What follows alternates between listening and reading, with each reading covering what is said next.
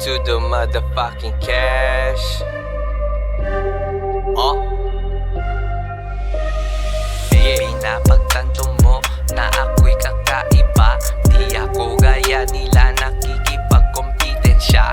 Nakafocus lang sa sales, hindi na para sa cloud. Pag nag-throw ng signs ang hands, you know what I'm talking about. Pero it is what it is, okay lang magsisika. At least lumevel up ka na compare naman dun sa iba.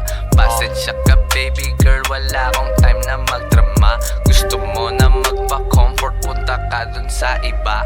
Busy ako dito sa labas, ako'y nakikipagdigma. Marami-rami pa akong kukuhain na pera. Kaya pag uwi ko ay dapat nakaluto ka na. Kung ayaw mo na sumunod, pwede na mag-bounce muna. Ayoko nang pumatol sa mga mala Britney type shit. Naka-focus lang sa business, sa La Pablo type shit. Lagyan mo ng konting defense sa La Mayweather type shit. Dating hustler lang sa hoods, naging CEO ala Frankie type shit. Ilocano na maporma parang ASAP type shit.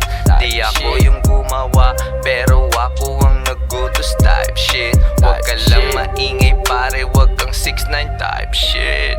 Kung hindi dahil sa rap shit, malamang tulak pa to ng kilo. Malamang hinahanap na naman ako ng mga 5-0. Buti na lang ako ay natuto at nagbago. Wala nang magkano sa aking diksyonaryo. Ayoko nang pumatol sa mga mala Britney type shit. Nakafocus lang sa business, sa La Pablo type shit. Lagyan mo ng konting defense sa La Mayweather type shit. Dating hustler lang sa hoods, naging CEO ala Frankie type shit. Ilocano na maporma parang ASAP type shit.